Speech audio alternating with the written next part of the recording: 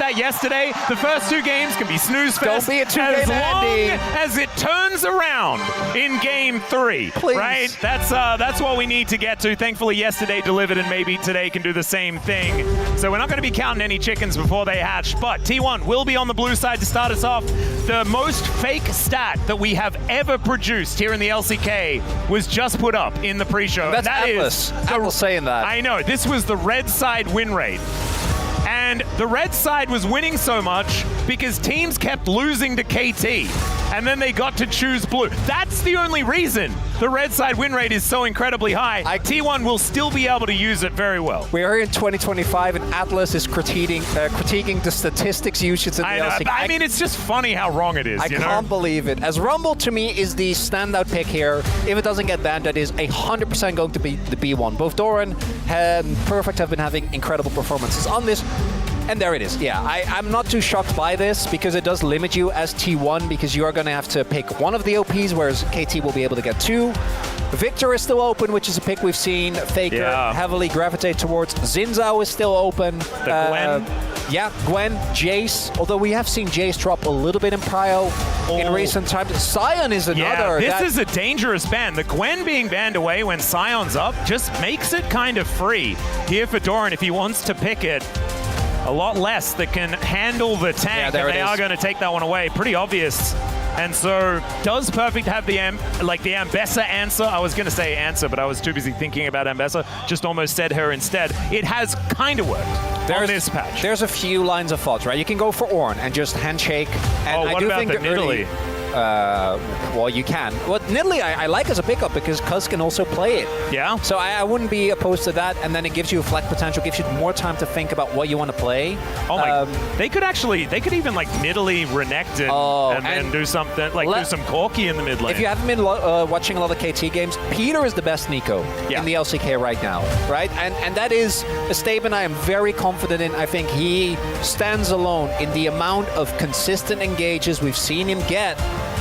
As this would be kind of a shocking turn of events, the Rise to just come out like that, blind for BDD. Although we do need to know, this is KT, and I know Keen is no longer on the roster, but Perfect has been stepping up.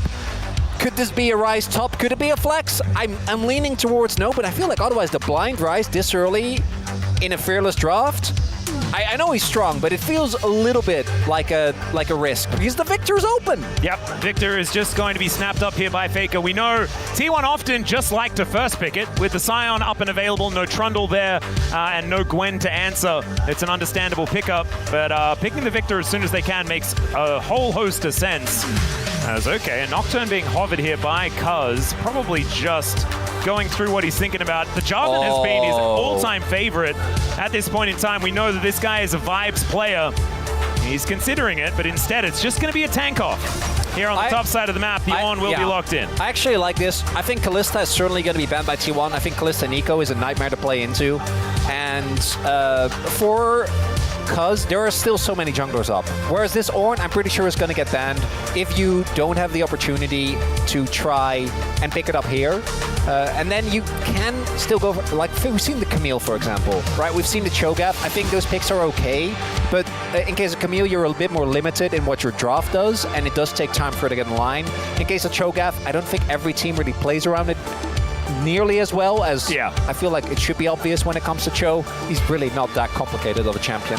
Yeah, he does hit, gets health back, and then eats. And that Xayah is that Xayah ban is both obviously comfort for Guma, but also a dead giveaway that they're looking towards a Kalista here, right? Like they are for Kalista, feels like very obvious. Are they gonna ban Braum? Because that is one of the things that can really ruin an Ornn's day. I think it has to be the Braum ban, because I mean, Nico's already really good into the Braum, so maybe they're thinking they don't want to pick it up. That's why the Alistar ban comes in instead. But we have seen teams be willing to sack lane, right, just to get the value. I mean, Lucian Braum actually fits into the T1 composition really comfortably. Putting Victor on solo AP feels fine, right? He does so much AoE that it's still going to be okay. So one final ban to come through here for T1. What are they going to be getting rid of? Stockdown's champion pool only being attacked a little bit here with that Kai'Sa being taken away. And the Varus will be gotten rid of. So Ezreal's up. Quite a few different things. Kalista for me is the big one. And maybe they're opting towards a possible Poppy counter or a Poppy pick for carrier, because Poppy is still up.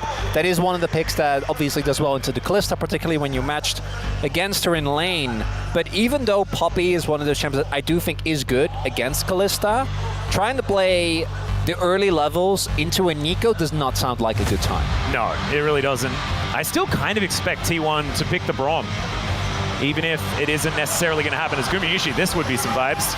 Instead, goes back to the Corki, which we have seen picked into Kalista in the past. Not necessarily the most fun, and not as high value as a Draven that's able to actually cash in against her. Becomes pretty much unplayable from that point on, but a lot less variance in the Corki lock-in, even though bot lane Corki has fallen off a cliff. And the Corki...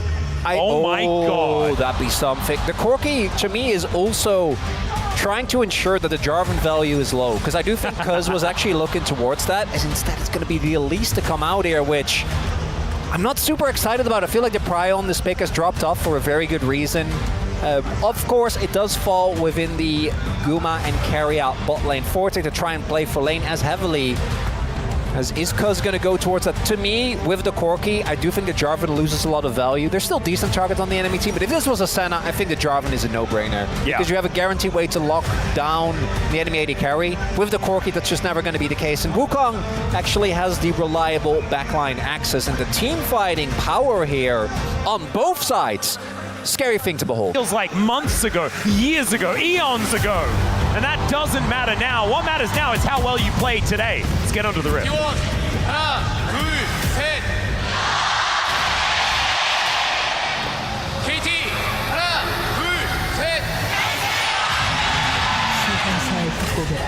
KT fans trying to match and actually doing a more decent job than I was expecting. But T1 fans kind of ruling this building right now. Yeah, they do that pretty consistently, Atlas. Yeah. When the planet is your home ground, it's just a difficult thing to match. But KT, they're going to do their best. And of course, KT fans know that when the opposite side has louder fans, it's way better for KT. Because that drowns out the sadness in the back of every KT fan's mind. As Doran on the Lumberjack Scion this time around. Big fan. Maybe looking for a cheese play. Scion is one of those champions that uniquely gets to have an extended impact level 1, thanks to both how good his Q is, but also his passive. And this is a very deliberate level 1 strategy. We'll see if they fall for it. Because for Perfect, trying to face check any of the brushes early on, you can't really do, right? Because you're playing into Scion, so you need to be very respectful. So it might take a while for them to actually figure out that this Scion is missing. Well, there's the knockoff from Doran immediately. Doctom trying to get out of there, but Peter, he is just dead.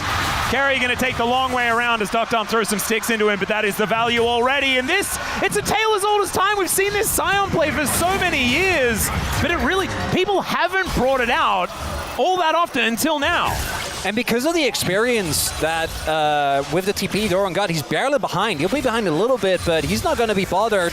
The kill also went over to Elise, and if there was one support where you're fine with getting an early kill, it's definitely the Elise. And Peter, him dying, it's rough. It's good for T1, but it's not the end of the road. But Doctom not having sums, that's a big deal. Man, this is... I couldn't believe that he even got Doctom there, as he was right on the edge. That Q, man, the hitbox, it's kind of Nautilus-esque. As BDD just saying it's okay. It's a bit of an accident. We're going to be okay. As you would expect from the leader of the team. Yeah, if you slip on some cheese, it's okay, you know? Just get back up, back on the horse. It's not what cheese is for, but it happens to everyone. Yeah. You know, you made a nice cheese plate, and there's a straight piece of cheese on the floor. Yeah, and there's always more cheese on the plate. It's fine. You don't need to worry about it. And that's what KT are going to attempt, but it's a good start so far for T1, especially in this lane where things can be difficult. As of course, Nico Kalista, we haven't really spoken about it too much, but we've seen this combination used many, many times. That of course really helps when Nico wants to go for psycho engages. Oh yeah. Because you always have that added safety, but it's also very strong in the lane. And we're seeing here that they do have a little bit of shove. Shape Splitter coming on through there. As Perfect playing out this top lane relatively well thus far, as you can see, about half a wave in advantage. And Cuz just going to be farming things out. Same thing can be said for Owner, who's looking for his first reset. So outside of that little kerfuffle in the bottom lane, not too much more to report. And I expect that that is going to continue. We might need some lull state content for this game, because I imagine both teams are pretty comfortable just scaling up. Cuz' background on the ward is being shown here, so they have a really, really good idea of what his pathing is going to be like for like the next 2 minutes, unless he changes it up. Oh dear, Dr. could be in a little bit of trouble here, as Skirmishes with the Gatling gun, but does take a fair bit of damage from that Rend as Dr. makes his way out. A little bit aggressive as Owner moves in just to help shove out this wave. Doran with 0 blue stuff, and so not going to be too much to worry about. Yeah, and Owner obviously knows there's no risk of a counter gank, not only because, well, Cuz is Wukong pre-6, but also because they spotted him on the back, and he needs to clear his camps. So a little opportunity there to make the lane a little bit easier for Doran, who hasn't decided to actually back yet, but he's Cyan, right? And the Ornn this early on, not really going to be a big threat, and neither is the Wukong. If it's the Jarvan, then you definitely need to play more respectful, but not the case here. We do see, though, BDD looking for a possible roam, does get spotted, but they are quite low. Guma has his sums, but I think they can look to dive here. I mean, he's just walking in. The Rune Prison is going to be so powerful. His flashes come out everywhere, and there's another kill onto Docton to start this one off. A 1-for-1, but T1 will 100% take that. Both summoners do come out of the Corki, but still, that is a great trade as T1 stands strong in the bottom lane. They did get Guma sums, though, so that is a big win for KT. Opportunity to later on, either with throwing Peter in, or Cuz, once he gets a Cyclone, as Cuz also caught the mid wave and now tried to put it in his best position for BDD. BDD obviously will be missing a little bit as Faker is going to shove it out, but so we take another look here. There's not that much of a wave, so KT kind of need to go. Guma flashes, ensures that he doesn't get hit, and the immediate burst from both the Corki and the Electrocute Elise is more than enough. If Dogdom had his sums, maybe he lives there, but thanks to the earlier level 1 from Doran, not going to be the case. Yeah, it was an optimistic dive, just with the low health bar of the Kalista, but the fact that they do manage to at least get a kill in trade is kind of all right. You can see it's still 350 in the lead for Gumayusi, though, on this Corki, moving closer and closer to that Trinity Force. 2-item spikes are what we're going to be talking about for both of these 80 carries. So we'll see who's going to be able to get there in time, as Carrier making his way out, and that Control Ward not going to see the Elise, who does poke her head out now. There is the CC eaten, but Perfect taking so much damage here underneath the turret. And Carrier off to the side. Here's the Ornhorn, though, is Perfect looking for the angle. He'll get it, but the Ignite's still ticking down.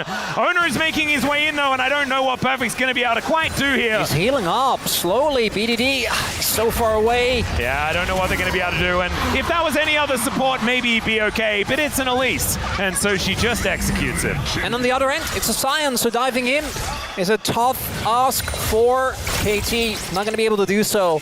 T1 really getting the most value out of this Elise. Carrier's been involved with every single kill. And as you're saying, that play, that dive in the stages, in the double or multiple stages. So it's now about 1,000 gold in the lead here for T1. The early game working out very, very nicely. As Doran, he can drive a train towards that bottom lane if he would like to, but doesn't really need to. And the tank battle continues. One of the closest matchups that we have right now is both junglers as well, looking very, very even. And mid lane, haven't really seen too much outside of BDD getting that roam happening. Checking in on Faker, he's behind by a little bit of farm. That is no worries. And of course, right now, I think the Rise is probably BDD's best pick. He has looked absolutely amazing. I think only losing 1 game thus far. It's, you know, like 8-1 you can't get to Leah, but you still want to carry and have a side lane impact. Because BDD's never getting to Leah. Let's be realistic. No, not this series. No, I don't know in any any series anytime soon. with a champion being the way it is perfect. Looking for when we've seen him do this. I do see some pinks going down, so I think T1 had a suspicion. Yeah. And instead, and this is where I do think the strength of KT's comp really shines is in 5v5s. Skirmishes, I think T1 kind of have them beat. There's so much burst available, but in longer fights, as even with the proxy, Doran's going to TP in. Yeah, KT do manage to get 2 of these grubs though, as Cocoon going to connect. And it is on to Peter, actually. I think that was the real Peter. They do secure the one singular grub. I don't know if that's worth TPing for. Oh dear, Doran is in an awkward spot. That's a TP for a single grub. I think, obviously, Doran still gets ahead because he proxied, but more so the value of the TP as a summoner. I am a little worried, though, with Perfect giving up so many of these waves, because one of the things we always look at with Ornn is you need to hit your experience spikes as soon as possible. So much of his power budget is tied up in the ability to give out free gold, and those goodies don't come until level 13, and really, you're looking at like level 15 that I think you're really starting to feel the impact when you've handed out 2 to your teammates. So this is okay, but want to make sure you don't drop too many waves. But for T1, I think they need to keep playing proactively, because we get to a game state where we are trying to just 5v5 for these objectives. Like Elise into both an Ornn, who can negate your stun, and 2 clones on the enemy team. It's hard to find a lot of consistent value. Yeah, the Cocoon angles are a little bit more difficult to gather. And Doran just going to be demolishing another plate here towards the top side, eating some petals there as well. Get a few extra stats, that feels pretty nice. As Perfect making his way back up towards this top side and will be able to catch this wave, but Doran has just really had so much better control of the wave here up against Perfect. Perfect sacrificing a fair bit, as we can see here. He's paying the price for it, about 14 CS in the lead here for the Scion, who is able to farm in between the turrets and then in between the turrets again. As, yeah, we all know who's responsible for this just happening all over the world. As BDD going to be taking the Rod of Ages, picks that one up. Decent clip on that as he is approaching a 600 gold lead, the largest lead here on his team. The largest lead on the Rift, though, is still Carrier. I noticed joke has been made a lot, but, you know, Doran hasn't died yet, so... Is he not doing it correctly? I would say so, no. Yeah. You could have grabbed that extra wave, and yeah, maybe because kills you, doesn't matter. I mean, he finishes his Hollow Radiance. I'm mostly memeing. Obviously, T1 applying a good amount of pressure here. And it's a necessity. I still think T1, the composition, can teamfight well, right? Like with Victor, Cyan, and Xin Zhao as a core. You can't really ever be counted out. You can create so much space. You have an insane amount of damage when you get to the later team fights, particularly a Faker. Even though he did go for Grasp, I hope he's going to go to a more damage-focused build to try and cut down all these beefy targets, because the entire top side of KT is going to be swimming in either just resistances from the Ornn, but both Cuz and BDD will have so much health as well. Yeah. No, it's going to be absolutely obscene. You can see it's the double mask build. We've seen this crop up many times. Faker putting a couple of them together. The Leandris is a guarantee, though, and that is going to be an important item as Peter over the wall here. Wind becomes lightning. But Peter not going to quite find the angle just yet. With Callista in the vicinity, he does have a lot of safety. Doran looking for an ult, maybe. Yeah, a few buttons on cooldown here for Faker, but he's able to step his way out. You can see Doran moves back towards that top lane as pings come on through. Teleport available for Perfect, not up there for Doran, and this is what you were talking about before. There's the ult, though, for Doran, so if Perfect does TP, there is an option, but also neither of them can TP when the other is there. Yeah, there is a bit of CC that can stop them from being able to do that. As Perfect going down lower and lower. He might need to look for a back as, okay, Roar the Slayer comes on through, but I think the Ornn is going to be okay. KT looking for Dragon number 2 here as it's going down lower and lower. Remember, it's Smite and Rend, so that is going to be a guarantee. Enough sticks in there to lock that one down. That's hack stack. Oh my god, okay. We are starting off pretty strong here. I was a little bit worried because it was, what, Cloud and the Ocean. It could have been a Chemtech as, all right, Doran, tanking up the turret because he can. But Faker is coming on over and Perfect could be in trouble yet again. Doesn't manage to get the Bellows Breath off quite in time as Doran slowed down for quite some time there and does have to flash as there's a knock up onto Ona and he'll go down. down. The follow-up is now here as BDD looking to hold Faker in position. He does so as Cuz is going down lower and lower. BDD still trying to kite as best he can, and there is Doran zoning him out with that Q. And the Rise is not going to catch up. A 1-for-1 there towards the top side. Has more fighting here in the bottom lane. Could just be a plate going over to Dr. and Peter, and that is going to be the result. Reinforcements arrive, but just a second too late there for Perfect. And if this is a 2-item Azir, that might have been a very dicey situation for T1. But Cuz doesn't have his Triforce yet. BDD is only sitting on an unstacked Rod, so you just don't have that much to really make it work. Still Perfect plays this as well as you can expect. Already gets a ton of damage down on Doran, who again knows a lot of reinforcements are coming. And then here, the damage isn't actually enough to take him down, but it's, again, the arrival of Owner ends up setting up very nicely, and he does end up going down, as mentioned. The investment for KT, I think, isn't going to be feeling too bad. It really is just that ultimate from BDD, and Cuz, I think, holds on to his Cyclone, but that's a good call, because you want to keep that for a team fight. And with the health bar that he had and no Triforce, I don't think the play would have worked out otherwise. Yeah, if they went in and tried to fight that 2v2, I think it would have been very, very difficult. So good for KT just to hold off. Gold lead not going to be changing too much, though, as we can see. Still just north of that 1,000 gold lead for T1. We do, as you've been mentioning throughout this game, they're looking for T1 to break this game open, right? Towards the mid-game, really starting to get that snowball rolling. It's what Elise compositions generally want to do, because of course she gets less and less valuable as the game goes on. As like ships in the night, Keria is going to walk past the fake Peter. And for me, when you look at Kalista comp specifically, and Ryze, really, both of them, Ryze obviously is known to skill insanely well, but I do think Kalista is, oh, that's the cleanse. Yeah, getting that one out. Well, they don't have cleanse, it's a little worse. Sorry about that, Doctor. But yeah. Kalista, when she has a front line and she has targets to stack off of, I actually do think that she skills a lot better than she used to, as we are going to get, I think, our first honest-to-God 5v5. T1, need to be careful. Don't group up too much. There is so many circles here, Atlas. Yeah, and there is Faker moving down from this top lane. There's the does TP. deal with the minion wave, and there's the teleport in.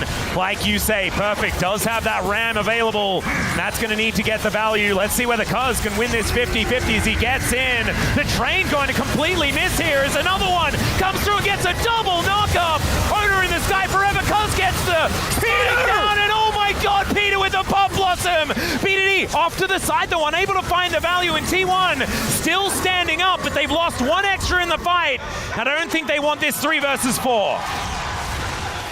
And KT, gonna be happy with that. They are the ones that pick themselves up a favorable trade. Additionally, they get the Herald.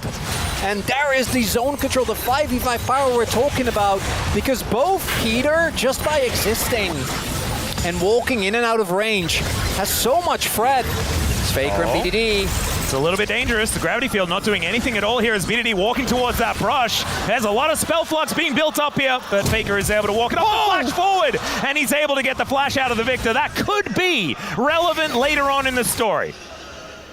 Both of these immobile mages now no longer having flash available, Atlas. Yeah, only one of them has phase rush though, which kind of feels like flash sometimes. It really does, and BDD gonna be feeling good about that one. Not being able to get the kill is a bummer, but I think if you know Faker has his flash there, you know he's just gonna flash out of it. Yep.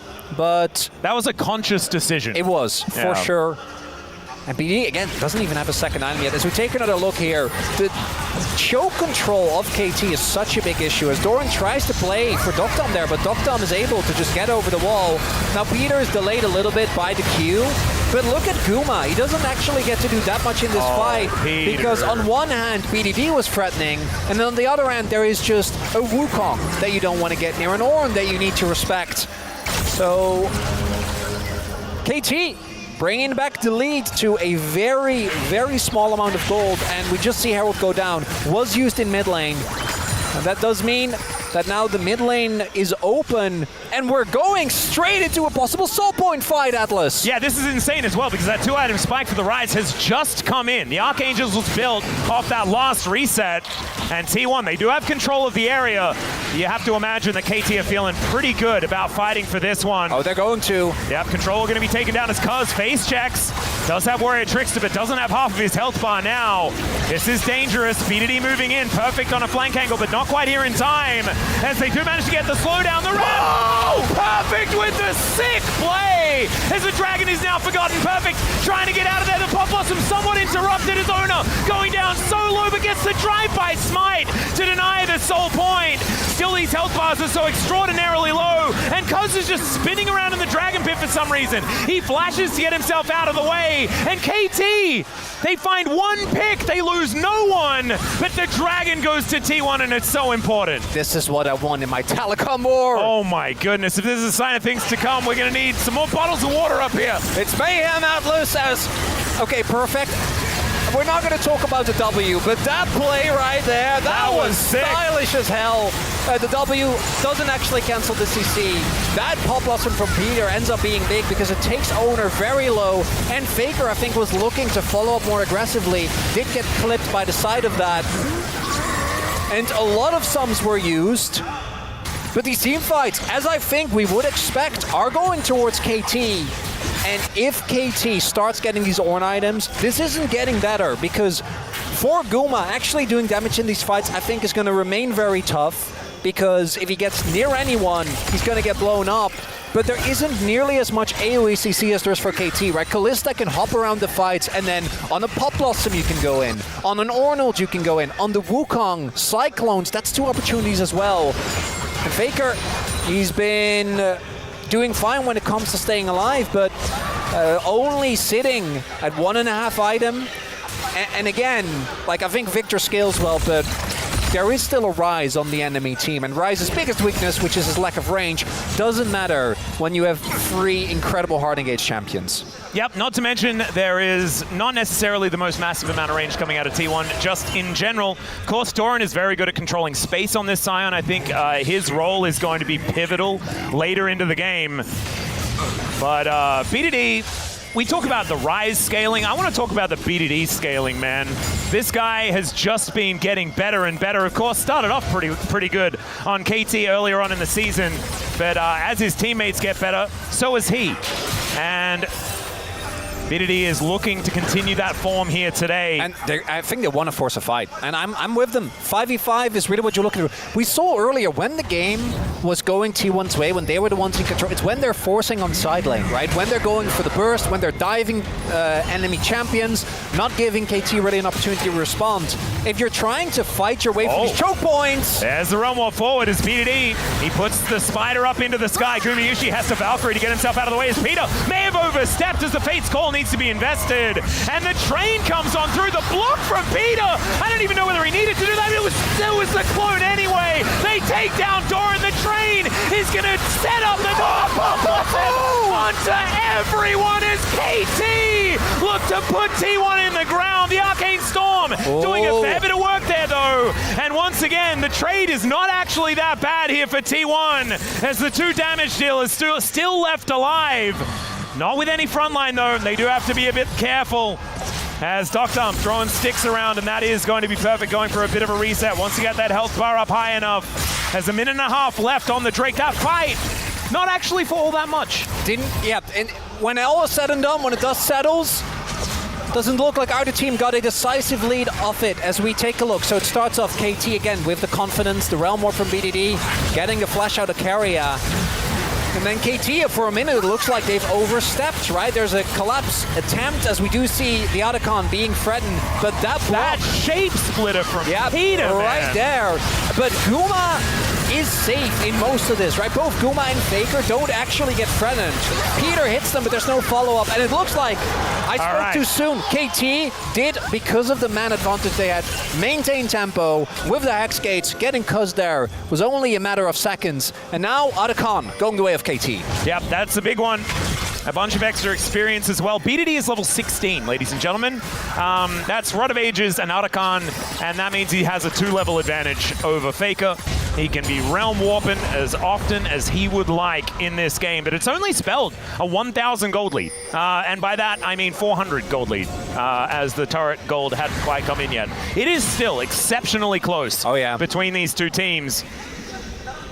And a lot more does have to be put together, especially with the fact that there was no soul point picked up by KT. That would have been a very real win condition with that soul being the Hex Tech. And T1, the opportunity to stack up 4 of those is very, very scary if this game does go very, very late. All right, we need a Perfect to actually give out his second Ornn upgrade. Hasn't done it yet. That is big if they want to fight for this. BDD does have TP, so I would be shocked if they don't. And there it is, giving the upgrade. I'm pretty sure over the knockdown, there's it. But they're too late on the Dragon. Yeah, Blade of the Ruined King does come in. But yeah, this Dragon should be taken. Because of Cycloning. Never mind, it's going to be a 50-50. Let's see who's going to be able to take it down. It's Ona that locks it up as Doran will sacrifice himself because so exceptionally low. And somehow the Scion is still alive. BDD right in amongst it. He is going to have to be the one-man army, though, as T1 are running them over, and BDD cannot do it alone. KT just kind of throw it away in the river.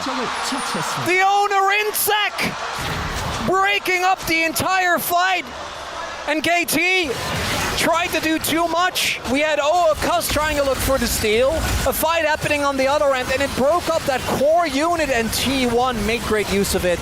As there is no Baron up, but it's still obviously a big gold influx, and the Dragon ends up going over. And this is what I'm talking about.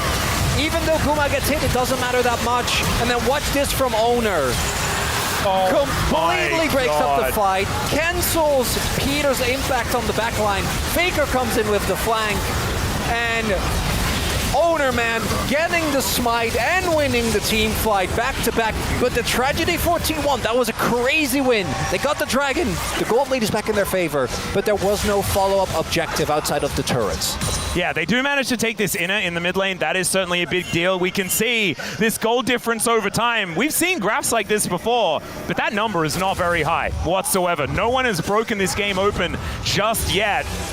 But T1, if fights keep going like that, and if Owner is indeed this locked in for the rest of this day, then it could be worrying times for the roller coaster riders. Let's just say that. Because we know that when Owner is on, T1, they just win everything. It's also that's kind of how it goes. Faker, as mentioned, has a lot of effective range, is now sitting at 2 items, has a 10 stacks Magi's, by the way. Oh my goodness. That might he has turn that into ready. a book. He has that ready. He hasn't quite booked it. Oh, sorry, yeah, Dark Seal. Hopefully, maybe wishful thinking on my end, is going to turn that into a Magi's. He has done it in the past. He's not often a Forbidden Book enjoyer. Likes to just get the guaranteed stats, but maybe today is going to be the day. As even on Dragons now, 2.5 minutes on that next one. The Baron up and available though, so every one team fight is going to mean so much more. That upgraded Blade of the Ruined King has come through from Perfect, wanting to hit that level 15 so he can give BDD a better Rod of Ages, better Seraphs, a better Void Staff perhaps. We'll see exactly what the upgrade is going to be heading towards. And Doran just smashing some things here towards this bottom side, as the Scion is wont to do. He has about a 1.2k gold advantage at this point in time. And the gold lead is still kind of there for PDD, but outside of that, T1 just kind of getting more across the rift. GA almost done here for Owner as well, who is looking very scary on his very famous now Xin Zhao. Certainly the best in the league. And remember, guys, this is game 1 of a best of 5. Oh my God, Atlas. Okay. And the same thing kind of happened yesterday as well, as the intensity of the first game. What was it, like neck and neck at 44 minutes? Yes. Yeah. And then Canyon walked up to an inhibitor that he shouldn't have, and then obviously... Yeah, and then Chovy died. Yeah. And then they won the series in reverse sweep. So maybe that's what we need. Wow, spoilers much. We're joking. Perfect, has it level 15, so should be giving over an upgrade soon. Oh, Peter. Yeah, looking for an angle. There's a Pop Blossom. Collects onto 1 as Faker goes gold, and the knockup is avoided there as well, as Ona is going to be the target. They take him down, and now they're looking for a bit of a reset. Warrior Trickster there to try and get Cuz out of the way. Another fantastic shape splitter as BDD is interrupted. The Baron helps out as The rocket takes down the Scion. Wait, it takes down the Rise, but the Scion is also going to be dead. So, a 1 for 2 in favor of KT, but losing BDD is such a big deal. Spider's hunting. Yeah, carrier, but there are little Krugs in the way. And that is going to block the Cocoon. It's also Wukong. It's like, as far as Cocoon targets go, not the best, as Faker does stay alive. The timing from perfect, not quite perfect there. As we take a look, Peter sets this up, but it's the turn onto Cuz. But again, because Owner is the focus, look at how much damage Guma and Faker do, right? Yeah. So Peter is super low, and so is BDD. BDD gets cancelled there, otherwise might have made it out. Guma hits the rocket, but Dokdam, Terminus just finished before this fight, has an incredible amount of damage. I think even if they get like one more kill, because, who was it? I think Peter was really low, wouldn't have been enough because Cuz was dead. Or rather, Owner was dead, Cuz was still alive. And this game is basically even, especially with the Ornn upgrades, right? We're talking in terms of gold. Yeah. KT's right there. I mean, they have technically an advantage. We are just going to go to another 5v5. And again, the scaling conversation, especially with how these fights are playing out, I think it just comes down to, can you get, for KT, can you get onto Faker? Can you get onto Guma? Faker was building towards his Void Staff, does have the Blighted Jewel, because he was sitting on his Arm Guard. I think now he might finish the Arm Guard instead. As is this just going to go? Yeah, this is just a Dragon being taken by KT. T1 not really in position. They're looking to try and trade for the Baron, but I don't think they're quite here in time. And you can see, yeah, Peter is just in position. Okay, this would be absurd, but it's just going to be because he has Smite. He's able to take that one out. If that was a Cho'Gath, that would have been way more tense. Yeah, that might have even been a conversation. But instead, it's just kind of an unceremonious Dragon take here for KT. That's Soul Point. Yeah. I'm wondering if it's because Faker doesn't have Stopwatch and Flash. Like, I wouldn't be surprised. Because normally I think Nico is really gated by not having Flash available and only having access to the Rocket Belt. But you've got there's a Callista. So it really, really makes the effective range so much bigger than it otherwise would be. And for T1, once Faker gets Stopwatch and it's flashed back up again, the damage he's been doing in these fights, same with Guma, if they don't get targeted, is huge. That's Dokdam! He's thrown so many sticks in here, and yeah, Carrier's going to break his Stopwatch, but that only buys a couple of seconds, and he was just caught napping. This is not the same Dokdam that we saw in the beginning of LCK, Atlas. He is seeing the angles now. It's challengers, baby! Yeah, something's happened, you know. It's like he's stopping the bullets in that hallway. That's just Nash. Yeah, that should just be. As they do see it, Owner is going to be over here, but you can see the Goon Squad to stop him from coming in. And my God, that Baron did not last very long. Oh my God, kind of anticlimactic, not gonna lie to you. The Baron just going over, the Dragon just going over, and KT just kind of saying, I want to take this, and T1 are like, okay. Okay, yeah, I'm a little disappointed. This was a lot of build-up, and then they just get Soul Point and Drake for free. Or sorry, Baron for free. I don't love it, but it is earned as it feels like a bit of a disconnect as well there, but it's the Realm Warp that I think ensures that T1's like, we can't help you. Like, there's just no shot. We can't do anything to back you up, Air Carrier. And with Callista in particular, as soon as she gets that first spear, you are just kind of cooked. Dokdam Terminus already done a while back, looking towards the Jack shows. Finished? Oh my goodness. Yeah, this is going to be a really big spike. And level 16 for Perfect as well, so everyone is going to be able to have that cool stuff. Even we've got a pumped up Rocket Belt here for Peter already completed. It's only BDD that's missing his, because I think he would like to get a very cool hat, which is going to be done pretty soon. But fortunately for T1, there is always the win condition of win conditions, because Owner Smites this game have been crazy. Yeah. Just flip Elder.